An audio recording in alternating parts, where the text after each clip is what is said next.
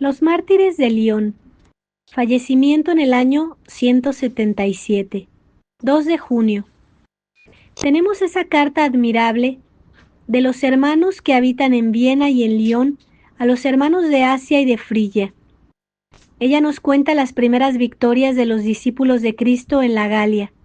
Fue en Lyon, metrópoli administrativa y política, centro de una gran confederación de pueblos, a los cuales el genio de Roma daba, si no la realidad, al menos la ilusión de la autonomía. Allí, en torno del altar de Augusto, a la orilla del Ródano, se reunían los 64 delegados de las provincias. Planeaban y discutían siempre cosas sin importancia. Elegían al sumo sacerdote que había de sacrificar al César por un año e inauguraban en el anfiteatro las fiestas populares, a la vez literarias y sangrientas, concursos de poesía y de elocuencia, luchas de fieras y de gladiadores, que atraían miles de curiosos desde las orillas del Ebro hasta las del Sena. Esto siempre el 1 de agosto, aniversario de la consagración del altar.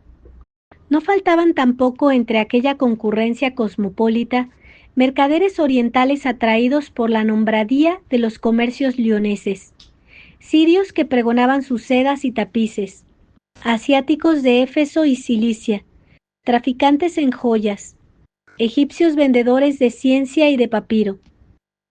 Con sus mercancías venían los cultos del Oriente, las prácticas del tauróbolo, los misterios de Isis y las teogonías persas y helénicas. El cristianismo se propagaba tan bien y tan rápidamente que empezaba a despertar los recelos del patriotismo local. Cuando llegaban los Juegos de Agosto y Lyon, se llenaba de magistrados, sacerdotes, devotos y forasteros de todas las categorías. Se hacía intolerable el murmullo contra aquellos hombres misteriosos que no querían asociarse a los regocijos considerados como gloria de la ciudad. Se les injuriaba, se les apedreaba, se les arrojaba de las termas y del foro, y se les perseguía por las calles entre aullidos y desprecios. Las mismas autoridades creyeron deber suyo intervenir para dar la razón al pueblo. El legado imperial estaba ausente, pero los dumviros mandaron detener a los cristianos más conocidos y los encerraron en un calabozo. Era una medida ilegal, pues desde el primer siglo toda jurisdicción criminal había pasado en las colonias a los oficiales del imperio. No obstante, cuando el legado volvió a la ciudad, en vez de soltar los presos, mandó que los llevasen a su presencia. Un joven cristiano de gran familia, llamado Vetio Epagato, que asistía al interrogatorio, viendo las torturas que se hacía sufrir a sus correligionarios, acercóse hasta el tribunal y dijo indignado: «Yo pido que se me permita defender la causa de los reos. Puedo mostrar hasta la evidencia que no somos ateos ni impíos». Levantóse un gran murmullo entre la concurrencia a causa del prestigio que Vetio tenía entre sus conciudadanos. Sin embargo, el juez, lejos de acceder a su petición, preguntóle si también él era cristiano. «Lo soy», dijo Vetio con voz decidida. Y el legado mandó agregarle al número de los acusados, diciendo irónicamente: «Vaya, un abogado que tienen los cristianos». Aquella primera audiencia tuvo un resultado desastroso, pues terminó con la apostasía de 10 cristianos. El juez pudo enviar a los otros al suplicio, pero tal vez no recordaba el rescripto de Trajano. Quería condenar a unos hombres perseguidos por la furia popular, pero no creyendo suficientes los motivos religiosos, quiso averiguar su culpabilidad en los delitos comunes. Los esclavos de los reos fueron arrastrados hasta el tribunal, y ya los verdugos se disponían a darles tormento, cuando se manifestaron prontos a declarar cuanto se les dijese, y delataron todos los crímenes que la imaginación popular achacaba a sus amos. Los banquetes de Trieste, los incestos de Edipo y otras enormidades que no podemos decir ni pensar y que no creemos hayan sido jamás cometidas por los hombres. Era preciso arrancar a los presos las mismas declaraciones y se les extendió en el potro. 2 de ellos, sobre todo, y la joven esclava Blandina, dieron muestra de una constancia admirable. Por medio de esta mujer, decían los cristianos de la Galia a los de Frigia, Cristo ha mostrado al mundo que lo que es vil, infame y digno de desprecio ante los hombres es noble y grande a los ojos de Dios, que mira el amor fuerte y verdadero y no las vanas apariencias. Desde la salida del sol hasta el atardecer estuvo sufriendo los garfios y las ruedas. Los verdugos se relevaban, fatigados y admirados de que aquel cuerpo pequeño y débil pudiese soportar tantos suplicios, cuando uno solo hubiera debido acabar con él. Esta esclava, dice Renan, mostraba al mundo que se había realizado una revolución, la verdadera emancipación del esclavo. La emancipación del heroísmo fue en gran parte obra suya. De cuando en cuando el juez le preguntaba en medio del tormento, ¿qué dices? Y ella daba siempre la misma respuesta, soy cristiana y no se hace ningún mal entre nosotros. Como la tortura había resultado ineficaz, se acudió a los rigores del encierro. Estrechos calabozos, sin aire y sin luz, cepos en los pies, utilizados hasta el 5.º agujero, el tormento del hambre y de la sed, la brutalidad de los carceleros, bien aleccionados para producir toda clase de molestias. Los ancianos y los débiles sucumbieron, y entre ellos el obispo Potino, viejo venerable de 90 años que había manifestado en el interrogatorio toda la grandeza del alma cristiana y sacerdotal. ¿Quién es el Dios de los cristianos?, le preguntó el legado, y él contestó, si eres digno, le conocerás. Al volver a la prisión, la multitud le empujaba y acoseaba, y los que estaban lejos de él arrojaban piedras e inmundicias sobre su cabeza de nieve. Vino al fin la sentencia, condenando a los supervivientes a diversos suplicios. 4 de ellos, Maturo, Santo, Atalo y Blandina, fueron destinados a las fieras. Hubo una gran fiesta en el anfiteatro. Blandina apareció atada a un poste en medio de la arena.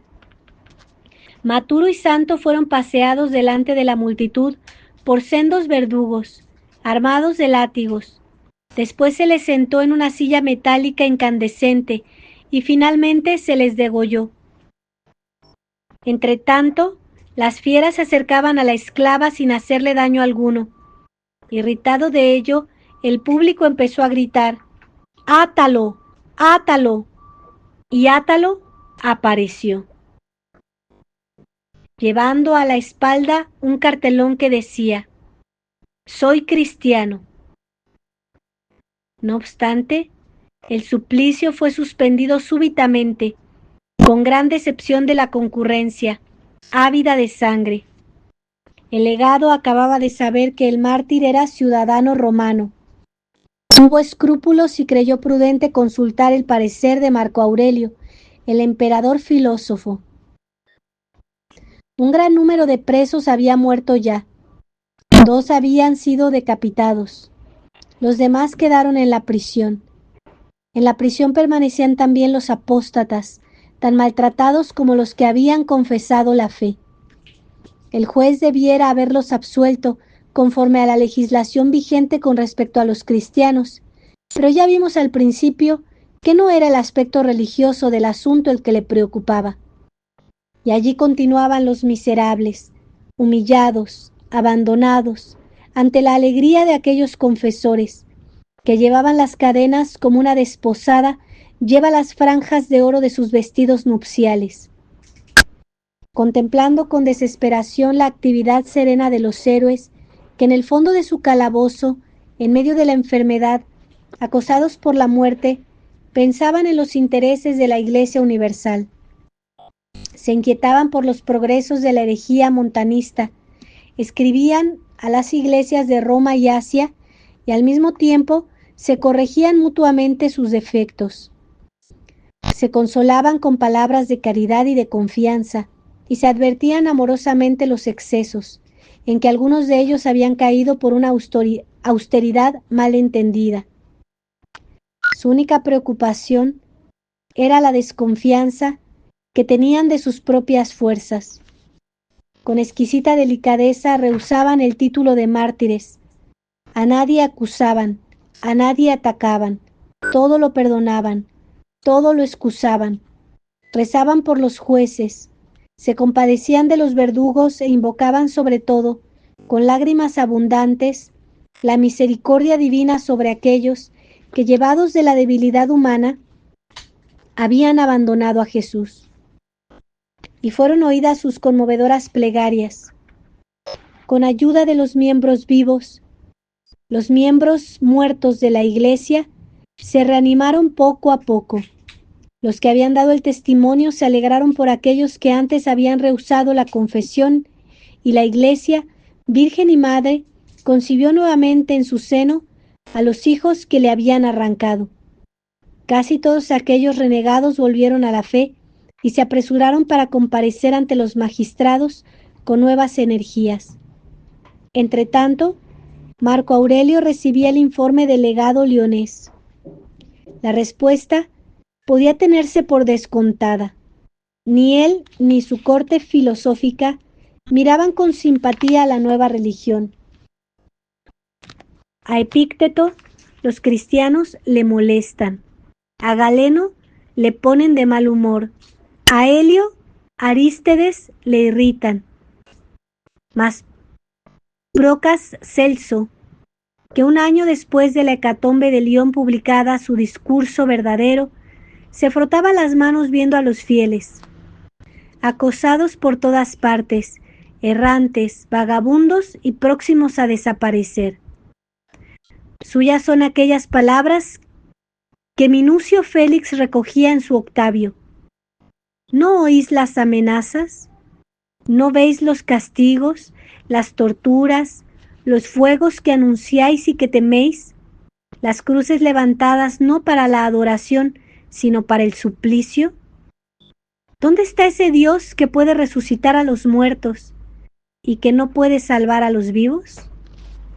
Marco Aurelio no participaba de los prejuicios del pueblo, ni creía, como sus literatos, que aquellos perseguidos formaban una facción infame, turbulenta, tenebrosa, obscena, seductora de niños y mujeres, y entregada a un culto ridículo y abominable. Lo único que en ellos les sorprendía era su facilidad para aceptar la muerte. Pero este fenómeno extraño, que él no sabía explicar, bastaba para indisponerle contra ellos. Ni se dignó leer sus libros, ni se prestó a sus más justas reclamaciones, ni prestó el menor interés a las memorias que le presentaban los apologistas. En sus pensamientos solo una vez habló de ellos, y sus palabras revelan al mismo tiempo desdén, incomprensión y superficialidad. Meditando en su campo del Danubio sobre la muerte, deja escapar esta sentencia: disposición del alma preparada, siempre a separarse del cuerpo, sea para extinguirse, sea para dispersarse, sea para persistir, y esa preparación debe ser efecto de un juicio personal, no fruto de un espíritu de oposición, como sucede en los cristianos. Debe ser un acto reflexivo, grave, capaz de persuadir a los otros sin mezcla de fasto trágico. La solución imperial, dura y cruel, según la expresión de Renan, recordaba los viejos rescriptos de Adriano y de Trajano. La pena de muerte para los contumaces y la absolución para los renegados. Ignorante de las novedades que había habido en la prisión, el legado se imaginó que para estos últimos el proceso iba a reducirse a una pura ceremonia. Se presentarían ante él renovarían su declaración y marcharían libres a sus casas.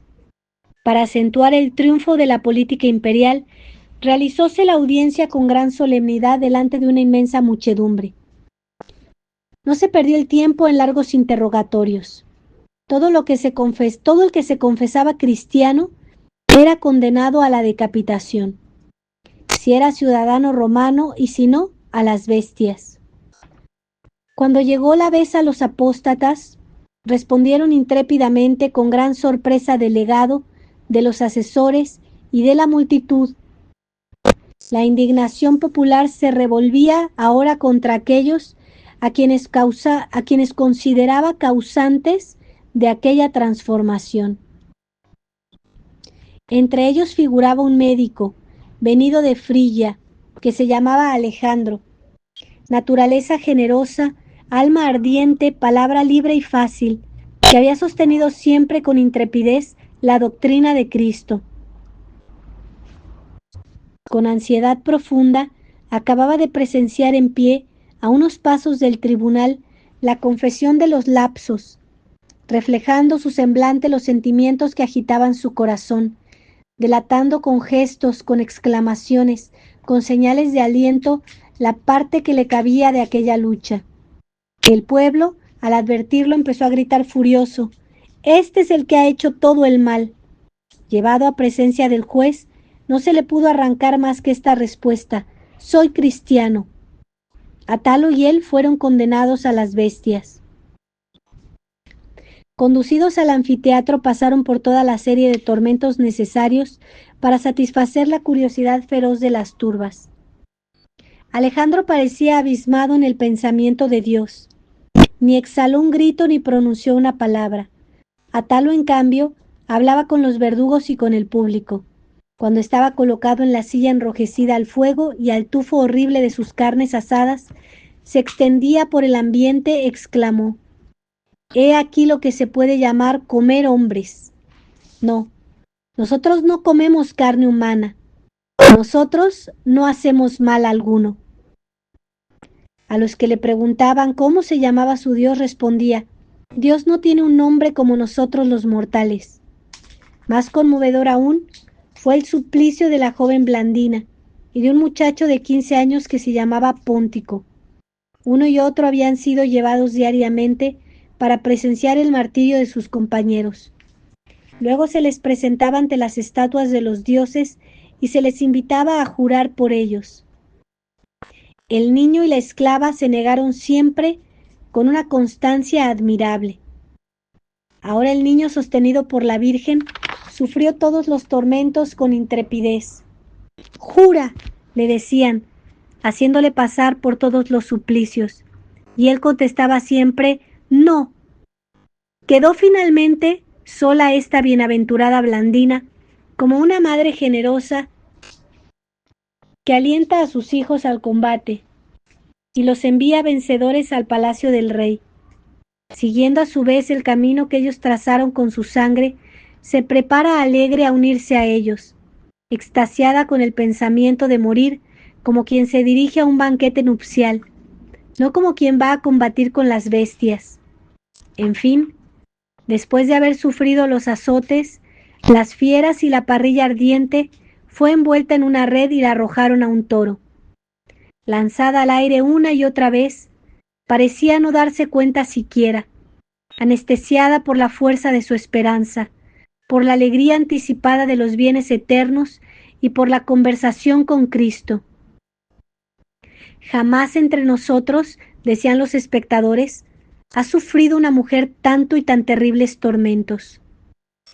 Tal es el resumen de la carta famosa en la cual se ha podido reconocer la mano y el genio de San Ireneo. El texto original, sencillo, solemne y lleno de vida, nos conmueve profundamente. Es uno de los documentos más extraordinarios que poseen las literaturas antiguas. Vuelve a decir Renan, a quien citamos porque su testimonio tiene doble valor: «Jamás se ha trazado un cuadro más fuerte del grado de entusiasmo y de sacrificio a que puede llegar la naturaleza humana. Es el ideal del martirio, sin mancha de orgullo por parte del mártir. nada de aquel fasto teatral que echaba en cara a los cristianos el estoico coronado. Cada una de sus líneas nos habla de moderación y grandeza de alma, de modestia y de entusiasmo, de humildad y de altivez, de anhelo sublime y sabiduría perfecta, de solicitud por la Iglesia y compasión por los pecadores, de fe tan viva, de tan profunda convicción, que hacía olvidar la violencia del dolor y permitía al cristiano hundirse duramente el suplicio en la contemplación sensible de la futura bienaventuranza. Es la cima del heroísmo que se ignora, es la belleza del alma cristiana primitiva que se presenta ante nosotros grande y serena, como una imagen reflejada en el cristal inmaculado de una fuente. Mártires de Lyon, rogad por nosotros. Mártires de Lyon, rogad por nosotros. Mártires de Lyon, rogad por nosotros. Ave María Purísima, sin pecado original concebida. Por la señal de la Santa Cruz de nuestros enemigos, líbranos, Señor Dios nuestro. En el nombre del Padre, y del Hijo, y del Espíritu Santo. Amén.